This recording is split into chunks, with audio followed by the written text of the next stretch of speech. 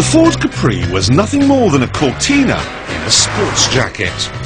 Now, it had fewer doors than a Cortina, less space inside than a Cortina, and to top it all, it cost more than a Cortina. But when it comes to coupes, only one thing matters: style. If they look good, we'll buy them. And there's no doubt at all that Ford are still on the right track with their new coupe, the American-made Cougar. We've seen pictures of it and they made us gasp. We saw it at the Geneva Motor Show, where we learned that a fully loaded V6 will cost just £22,000. We've seen it in all the car magazines, and right now motoring journalists from all over Britain are testing it on the continent. But despite repeated promises, Ford have decided not to lend one to Top Gear for tonight's programme, and this, I think, was a mistake.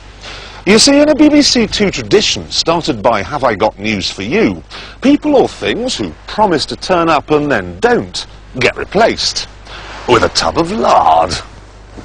So, here it is, everyone, the new Ford Cougar, and that is what it's up against.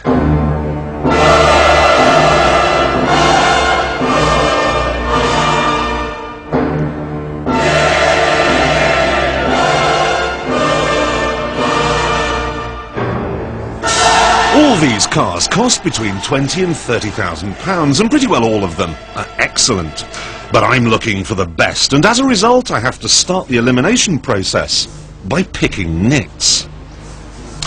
So, we wave an early goodbye to the Toyota Celica and the Honda Prelude. As I said at the beginning, coupes have to look so good that you start to pant and whimper when you see one. These two failed the test. What I'm looking for here is Anna Friel, and what I see here is a brace of Judy Finnegans.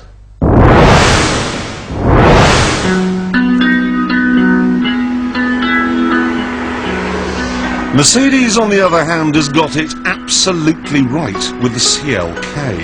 Whenever I see one of these cars on the road, I whinny like a horse.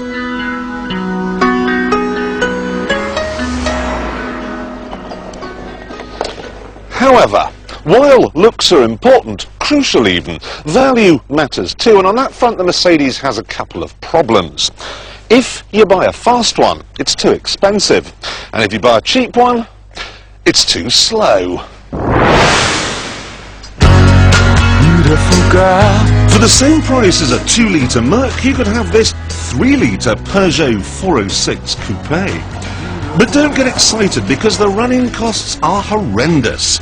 Over a 3-year period, the Peugeot will cost a massive £22,000, £3,000 more than the Mercedes. I therefore don't care how beautiful it is, and it is beautiful. It's got to go. So, what am I going to get rid of next? Well, obviously, it's the BMW. For £26,000, the same money as the Peugeot or a small-engine Mercedes, you can have this, a large-engined 328i. But that's not a good idea for 3 reasons. First, it's only a 2-door saloon rather than a proper coupe. Second, there's a new model coming out later this year. And third, it's a BMW, so no one will let you out of side turnings. And now it's time to wave goodbye to the Volvo C70. On the upside, it looks terrific and does 150 miles an hour. But on the downside, it costs £30,000, and to be honest, the driving experience is a daunting cocktail of wheel spin, traction control interference, and turbo lag.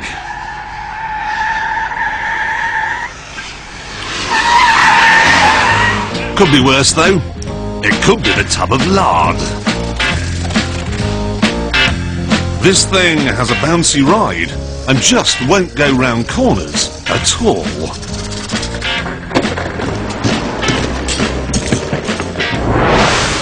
Now this stunning 20-valve turbocharged Fiat Coupe is a wonderful car to drive, but in the JD Power survey, people who bought one told us the ownership experience is not so wonderful. Pity, really. So, with just 2 cars left, we arrive at the Nissan 200 SX, which, like the BMW, isn't a proper coupe. It also has a Nissan badge and an interior which appears to have been designed by Lord Irvine. So, what's it still doing in the running? Well, I'll show you.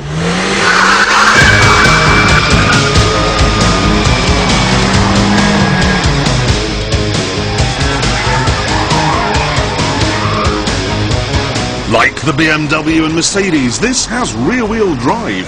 But unlike the BMW and Mercedes, you get 200 brake horsepower for just £21,800. On a smile per pound basis, it's fantastic. This car reminds me of a restaurant that I used to go to in Barnsley.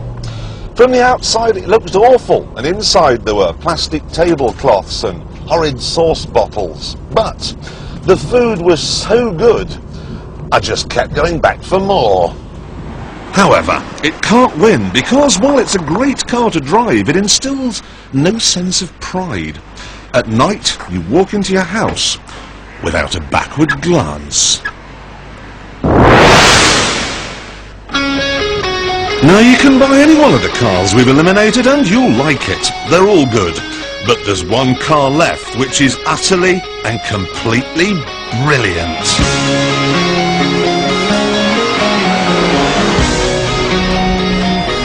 Here it is, everyone. The king of petrolhead heaven. The new Alfa Romeo GTV6.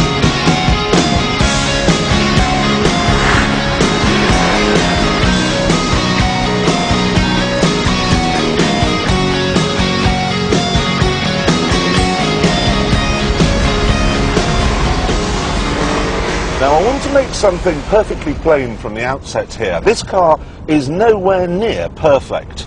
It's noisy, the driving position is suitable only for a monkey, and I just know that once a month it would suffer from PMT.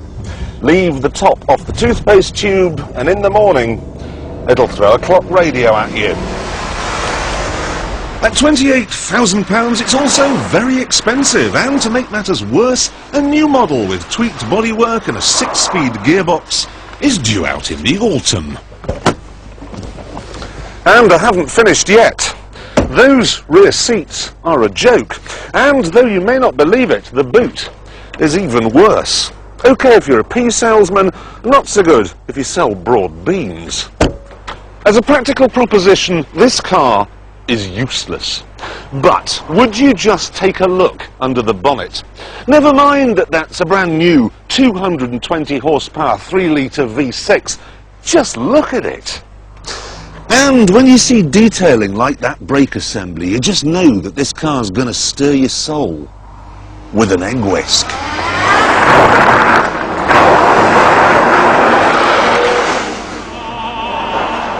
The normal 2-litre GTV is lovely to drive, but this V6, it's a mini Ferrari. The steering is just perfect. Then you've got this incredible acceleration, any gear, any revs.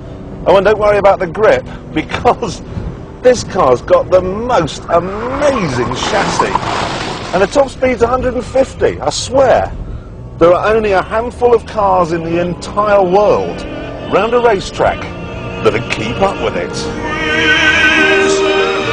And on the road you can sit back, smug in the knowledge that it's making other road users pant with desire.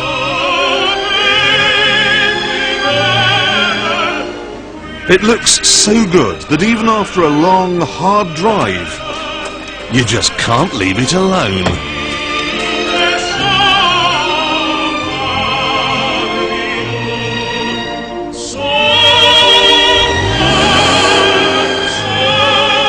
The GTV6 is daft, but I absolutely adore it.